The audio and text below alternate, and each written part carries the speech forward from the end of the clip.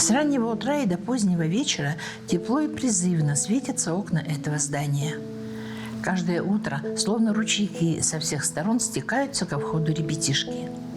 Гимназисты спешат на занятия. Вы, вероятно, уже догадались, что героиня нашей передачи – учитель. Калябина Марина Георгиевна родилась и выросла в Хакасии. С теплотой и любовью вспоминает свою семью. Оказывается, в Хакасии, как и в Якутии, принято говорить, какого ты роду племени. Я очень счастливый человек. Почему? Потому что я родилась в многодетной семье. Мои родители, у нас было сначала 5, а через 9 лет мама говорит, двойняшки. То есть я Марина, значит, врач говорит, у вас, говорит, ребенок, там, говорит, еще ребенок. И через 5 минут брат появился, Валентин. То есть вы двойняшка? Я двойняшка, потому что у нас как бы по роду я Баргаякова, папа у меня Георгий Васильевич, а мама Чебакчинова, Анна Адорьевна. Вот. И у нас как бы всегда много детей, у всех как бы. И у меня получается то же самое, как бы у брата, у двойняшки, тоже получается 5 детей. И у него еще 4 приемных детей. У него 9 детей. Что мне нравилось в нашей семье, что родители наши были очень ответственные люди, порядочные. Они нас воспитывали, знаете, как примером своим. То есть они нас приучали к труду. В первую очередь у нас были свои обязанности. И, конечно, мы видели уважение, как нужно к старшим относиться, уважали старших. Это у нас прямо с младенства. И, конечно, взаимопомощь друг другу. Наши старшие братья и сестры за нами смотрели. По жизни я очень благодарю родителей. Они всегда говорили, что надо уважать прежде всего старших, взрослых и людей, которые вас окружают, и помогать. И еще, что нельзя обманывать, врать, воровать чужое. Пусть хоть что лежит. И вот я вот работаю в школе, и вот по сей день как бы я своим детям, своим личным детям и школьным детям, тоже это мои дети, всегда вот об этом говорю, что уважать нельзя брать чужое и нельзя обманывать. Лучше правду сказать. Лучше горькую правду, чем сладкую ложь.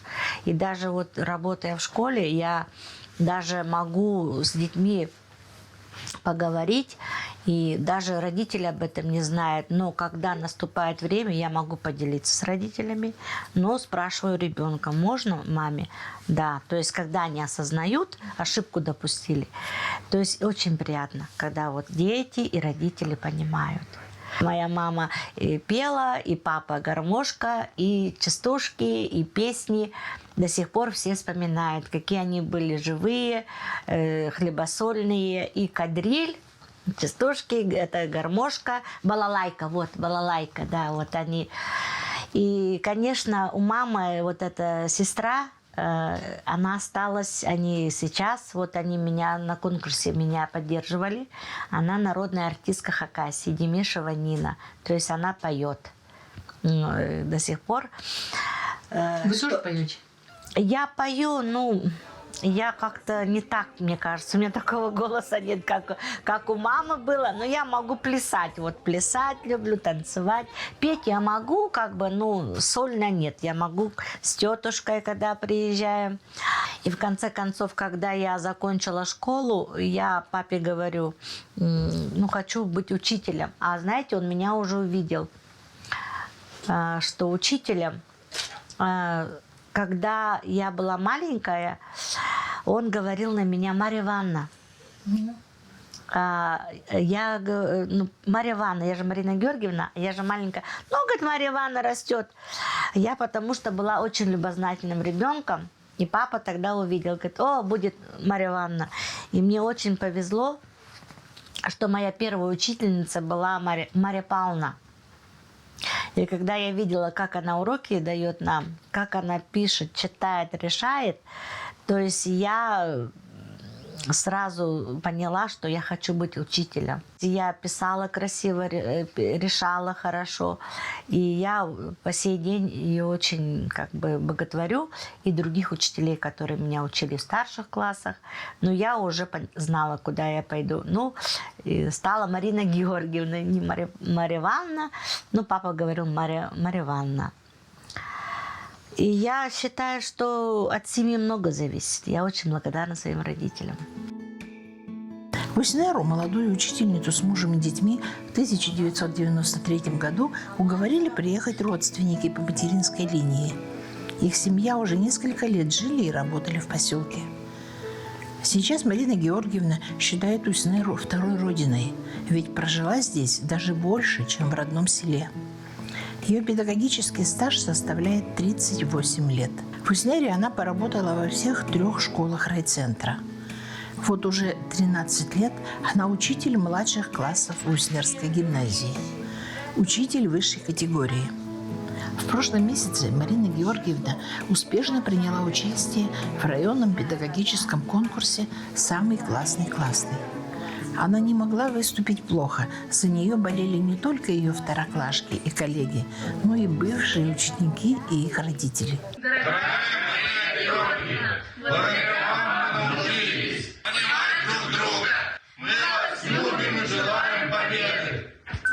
Наша любимая Марина Георгиевна, первый учитель. Она учила нас с 1 по 4 класс. Она очень добрая, хорошая, спортивная. Мы очень уважаем ее труд, который она посвятила нам. Наша первая учительница Марина Георгиевна, самый лучший учитель, всегда помогала, если что-то не получалось. Одним словом, прекрасная. Наша первая учительница Марина Георгиевна мы ее очень ценим до сих пор, даже учась уже в 6 классе. Мы очень ее ценим. Мы очень ей благодарны за все, что она для нас сделала. В этом году проходил конкурс «Самый классный классный», в котором от нашего метода объединения начальных классов участвовала Калябина Марина Георгиевна. Но это учитель у нас с высшей категорией, очень большой у нее трудовой стаж, и поэтому мы решили единогласно выдвинуть нашу Марину Георгиевну. Но я считаю, что она со своей целью справилась, и результат, как говорится, налицо. Она получила 2-е место. Да, 2-е место в конкурсе, да. Она очень такой эмоциональный человек, любит она и петь, и танцевать, и свою изюминку она как раз показывала на методическом объединении. Как раз это было такое задание, она показала, что может с детьми и во время уроков и попеть, потанцевать, порисовать. И арт-терапия у нее называлась это, что лечение искусством. В своей работе она это применяет. А как человек?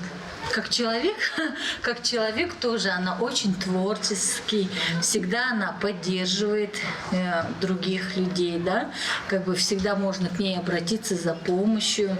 Так она очень, конечно, хороший человек. Как мама она очень требовательная, да, к своим детям она тоже относится требовательно, также и как к своим ученикам. А можно сказать, что она к своим ученикам относится, как к своим детям? Да, конечно. Да, она относится так же, как к своим детям. Для нее дети – это все, можно сказать. Мы тут же можем и поругать, но тут же и обнимем, и поцелуем. Да, и она так же в своей работе. А взаимоотношения с родителями? С родителями очень хорошие отношения. Родители все приходят, помогают. По классу ей столько много делают. Да, видимо, такой человек располагающий, поэтому и родители все к ней тоже относятся хорошо. Но мне хочется рассказать о Марине Георгиевне не как коллеге, а как о первом учителе моего внука. Значит, я ей очень благодарна за то, что она к нему относилась по-матерински, очень тепло, увидела в нем очень много достоинств, она их очень ценила и всячески подвигала его на какие-то, на участие в олимпиадах, в конкурсах, в проектах. Но вот самая большая мне к ней благодарность, что вот она к нему относилась не только как учитель, а просто как очень добрый, любящий человек. И я ей за это очень благодарна, что она сумела найти к нему ключик. Его, он у нас очень зажатый, очень скованный, очень стеснительный, а с ней он был очень такой открытый и делился с ней, как он в компьютере разбирается, какими-то секретами, как работать там. Всегда к ней подходил с рассказами, с какими-то вопросами. Она никогда не говорила ему: мне некогда, подойти попозже. Она всегда его слушала и с ним постоянно разговаривала. Я ей за это очень благодарна. Низкий ей поклон за это, человеческий. Как говорит сама Марина Георгиевна, В нашей работе очень много трудностей, очень много сложностей, потому что сейчас новые технологии, мы учимся постоянно. Но хочу сказать, что эти трудности мы преодолеваем все вместе. И самое главное, я считаю, в своей работе, я люблю свою работу. Я люблю детей. Когда прихожу я в класс, я забываю обо всем. То есть я люблю уроки вести. Вижу, с первого класса они приходят такие смешные, беззубые, они все рассказывают. Я говорю, вот это не надо рассказывать, это секреты, я им тоже свои секреты. глядя на эту жизнерадостную, улыбчивую и такую уютную женщину, не хочется верить, что в ее жизни не всегда сияло солнце. Но так как я с мужем развелась, как говорится, я встретила новую любовь, своего супруга Александра Алексеевича, с которым мы живем большую часть жизни, чем с первым мужем. То есть мы уже 20 лет живем с ним вместе. В жизни сложились трудности, но мы все вместе преодолевали с ним. И мы решили... Вы решили создать себе еще больше трудностей. Да, точно. И у нас жизнь вообще перевернулась кверх дном на 180 градусов. У нас опять в доме появились маленькие детки, конфетки, которые их очень сразу полюбили. Когда нам позвонили, сказали, я, конечно, плакала. У меня были слезы, потому что девочка и мальчик сразу, я говорю, Господи, конечно, это наше. И так сложилось.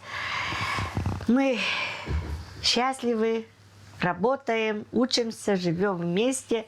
Супруги Калябины взяли в семью двоих детей-погодок. Мальчика Мишу и его сестренку Дашу. Поступок достойный уважения и, я бы сказала, преклонения. Детки у нас, когда появились, первый год было очень тяжело, очень трудно, потому что они маленькие были очень. Даше было 1 год и 8, Миша 2 и 8. Они были погодки, и они очень боялись темноты. До сих пор подсветка у них, и мы постоянно вместе спали. И, конечно, другие были проблемы. Мы практически год, наверное, они высыпались. Но я потом уже, как раз 4 класс был, я уже выпустила. Я поняла, что я не смогу уже так работать. Я взяла академический отпуск. Как бы воскресную школу я провела, 4 класс выпустила. И поняла, что мне надо очень большое внимание детям, потому что они требуют очень особого внимания, потому что у них этого не было внимания. То есть нужно подарить любовь, заботу. Сейчас они вот, как говорится, открытые, спокойные. Вот кто видели, какие они были, сейчас они совсем другие. И, во-первых, нам помогли Сашины родители, дедушка еще живой был.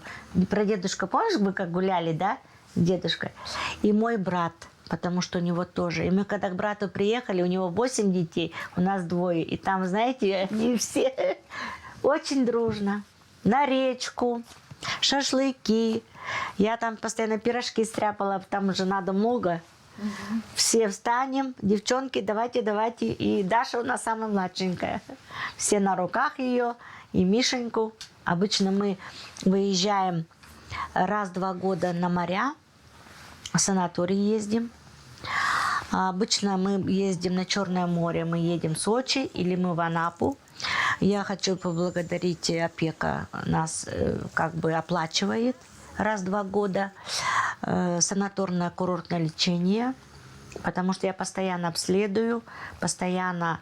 И, конечно, сейчас соцзащита оплачивает. То есть как бы проезд детям оплачивают и санаторно-курортное лечение. То есть все это оплачивается за счет государства. Пока мы беседовали с Мариной Георгиевной, Даша, устав слушать взрослые разговоры, задремала здесь же, на диване. А Миша, сильно смущаясь, все-таки рассказал нам немного о бабушке по папиной линии. Бабушка работала в школе математикой. И она теперь любит читать газеты. Она теперь уже не работает? Она строгая, наверное. Математики все такие строгие, нет? Так-то она порядочно строгая, да? Но всегда с Мишей они. Мы любим с бабушкой ходить в магазин и покупать молоко, варить кашу, убираться, в огород ходить, цветы поливать. Глава семьи Александр Алексеевич – человек немногословный, сибиряк. Приехал в Уснеру из Тюмени в 1999 году. Профессия в наших местах самая нужная – газоэлектросварщик. Работает в ЗЭС, в Западной Электросити. Сразу видно, работы не боится и многое умеет. Вместе с ним в комнату вошел еще один полноправный член семьи – рыжий кот Мурзик. Он занял привычное место на коленях любимого хозяина и сразу стал главной темой разговора. Нам рассказали, что Мурзик любит путешествовать и всегда ездит в отпуск вместе с семьей. А вот когда вы едете в отпуск, вы своего 5-го члена семьи кота куда деваете? Ну, берем его домик, его туда ложим, закрываем, и он лежит у нас там. И когда приезжаем к бабушке, Мурзик и познакомился с Угольком и С котенком. И потом Бегает за кошками, да? Мурзик там с кошками познакомился, и потом он, когда мы у бабушки, мы гуляем, а папа сидит, смотрит телевизор, а мама помогает бабушке. Помнишь, когда мы сюда собрались ехать, когда с Тюмени, мы проезжаем 7200 километров, до Тюмени едем.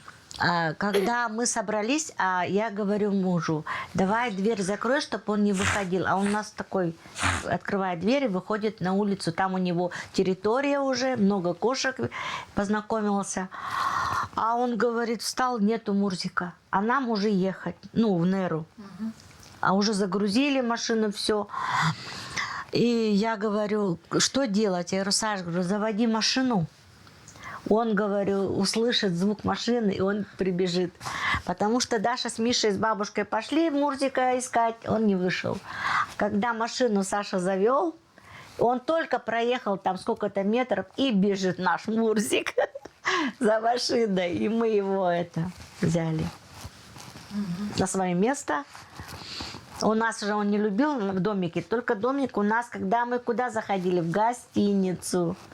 А так он у нас по салону.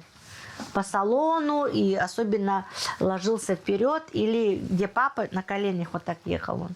Я говорю, у тебя ноги не устают? Вот так он любит папу нашего, Мурзика. Он нас тоже любит, но его он особенно любит.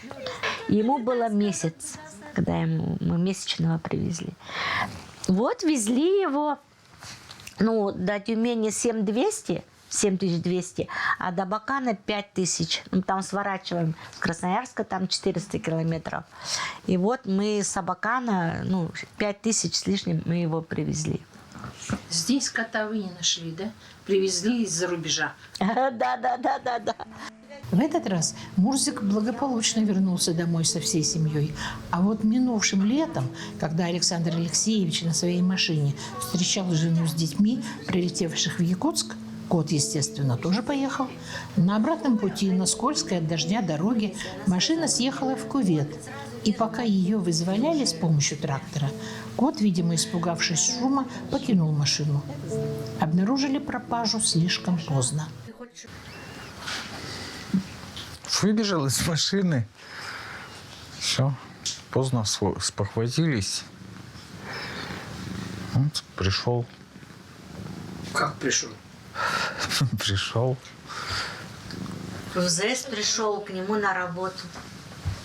А он из дома в ЗЭС приходил на работу? Да, ездил. Ну, он возле ЗЭСа был. Там-то не был на базе. И сколько его не было? 3 месяца. Вообще, где вы его потеряли? Забыли? Где-то в Этыкуль, вот в этих местах. Ну вот до Хандаги, до Олбы мы же, когда нас... Вы ехали туда или оттуда? Оттуда домой. Обратно. И в районе Итыкёля? Да. 700 километров. Вот мы не знаем, как он реку перешел или сел на этот паром, потому что таксистов я спрашивала, я звонила тракториста, которые мы не знаем, как он. Но потом я читала, что они через речку переплывают, они идут, оказывается, по запаху, и к тому, кто... Ну вот, он его же не узнал, он же мне фотографию отправил. Он был грязный, чумазый, и испуганный вид был. И он сейчас все ест у нас, и мясо, и рыба, все есть. А раньше мы все по выбору ели. Сейчас мужик стал, и лапы такие стали, такой упругий стал. Как добирался кот домой, теперь можно только предполагать. Но сейчас, после стольких волнений, вся семья в сборе, и все счастливы. «У вас есть мечта?» – спросили мы у хозяйки дома. Мечта, конечно, есть. Мечта есть. Мне хочется увидеть вот именно Мишу и Дашу, когда они станут взрослыми. И вот я хочу, чтобы у них были профессии те, которые они выберут. И я хочу, чтобы они, когда повзрослеют, и они, чтобы, ну, как бы мне, там, папе сказали, вот, что для них мы сделали в этой жизни, и как они счастливы. Мы, наверное, друг другу все помогаем. То есть я, они мне, и Даша, и Миша, и я им, и папа у нас как-то все вместе. И мы как бы чувствуем вот... Потому что вы семья. Да, семья, вот единое целое – это семья. Без семьи я вот даже не знаю, как это сказать, но семья – это главное в жизни. Потому что папа, мама мне всегда говорили, всегда нас помните. Я вот всегда, Царство Небесное, папе, маме, я им очень благодарна. И они тоже помогают свыше. Потому что бывает же много трудностей в жизни. Очень тяжело бывает. Но папа с мамой научили быть сильной, не плакать, не реветь, идти вперед. Но семья – это главное в жизни. И словно подводя итог нашей беседе, Марина Георгиевна говорит: Для меня семья – это самое святое. Для меня это все. Благодаря семье я живу в этой жизни. Если у меня будет в семье хорошо, я и работать буду хорошо, и мне жить хочется. И хочется успеть в этой жизни то, что я не успела сделать, доделать. И я считаю, что детям нужно помогать, особенно которым требуется особого внимания. И я хочу сказать, что, не побоюсь сказать, что Боженька помогает втройне, 5 раз больше, когда вот помогаешь детям. Чувствуется поддержка свыше. Я это чувствую. И, видимо, я счастлива тем, что у меня родители, нас родили 7. Я вот эту заботу чувствую и вот через всю жизнь проношу. Если, допустим, какие-то трудности на работе, да, что-то произошло где-то, но я когда знаю, что я приду домой, меня встречают детки и мой муж, я все забываю. Ну, не забываю, но преодолеваю. Помогает мне. Пусть в этой семье всегда будет тепло и уютно, и пахнет выпечкой, и растут дети, и радуются общим победам.